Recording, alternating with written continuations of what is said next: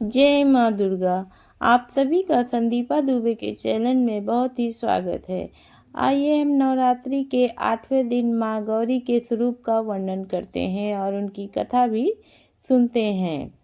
नवरात्रि के 8वें दिन माँ गौरी की पूजा की जाती है। यह दिन दुर्गा अष्टमी के रूप में भी मनाया जाता है। माता गौरी माँ दुर्गा के 9 रूपों में 8वां स्वरूप है। इनका स्वरूप अत्यंत उज्जवल और शांत तथा करुणामयी है। अष्टमी के दिन माता गौरी की पूजा हम क्यों करते हैं, आइए हम जानते हैं। और इनका नाम गौरी कैसे पड़ा। बहुत समय पहले की बात है। हिमालय पर्वत के राजा हिमवान और उनकी पत्नी रानी मैना के यहाँ एक अत्यंत सुंदर कन्या का जन्म हुआ। वह कन्या कोई और नहीं बल्कि स्वयं आदिशक्ति माँ दुर्गा का अवतार थी। इस कन्या का नाम पार्वती था।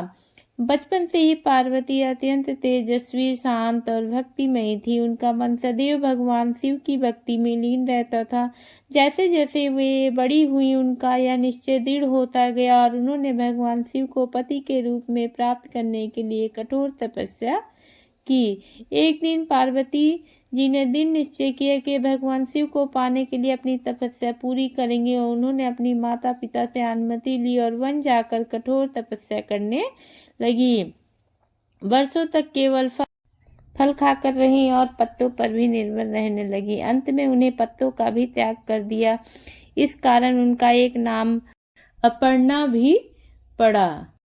उनकी तपस्या इतनी कठोर थी कि उनका शरीर अत्यंत किसकाय और काला पड़ गया था। धूल मिट्टी, तप की अग्नि और मौसम के प्रभाव से उनका रंग बिल्कुल काला यानी कि श्याम हो गया था। काले वर्ण से गौरी बनने की कथा आइए हम जानते हैं। हजारों वर्ष की कठिन तपस्या के बाद भगवान शिव उनकी भक्ति से प्रसन्न हुए और उनके सामने प्रकट हुए। उन्होंने पार्वती की भक्ति और समर्पण को स्वीकार किया और उन्हें अपनी पत्नी के रूप में भी स्वीकार कर लिया। लेकिन उस समय पार्वती का शरीर अत्यंत काला और दुर्बल हो गया था। भगवान शिव ने उनकी इस अवस्था को देखकर गंगा जल से उनका अभिषेक भी करवाया। जैसे ही गंगा जल पार्वती के शरीर पर पड़ा, उनका शरीर अत्यंत उज्जवल, गोरा और दिव्य हो गया।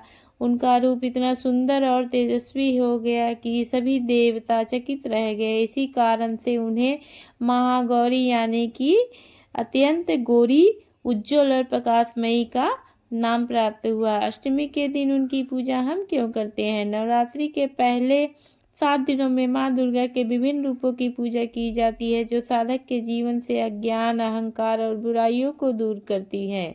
8वें दिन यानी अष्टमी तक पहुँचते पहुँचते साधक का मन और आत्मा शुद्ध हो जाता है।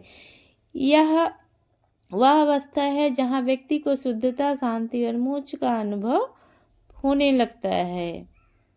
और जब माता पार्वती ने भगवान शिव को पति के रूप में प्राप्त कर लिया, तब वे कैलाश पर्वत पर रहने लगी।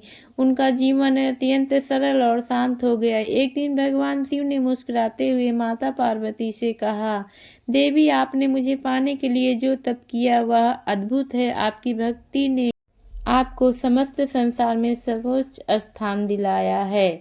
माता पार्वती ने विनम्रता से उत्तर दिया और बोली, प्रभु, यह सब आपकी कृपा है। मेरा जीवन आपके चरणों में ही समर्पित है। तब भगवान शिव ने कहा, आज से तुम केवल पार्वती नहीं बल्कि महागौरी के नाम से भी पूजी जाओगी। जो भी भक्त तुम्हारी पूजा करेगा उसके सभी पाप नष्ट हो जाएंगे और उसे सुख समृद्धि भी प्राप्त होगी। जय माता गौरी।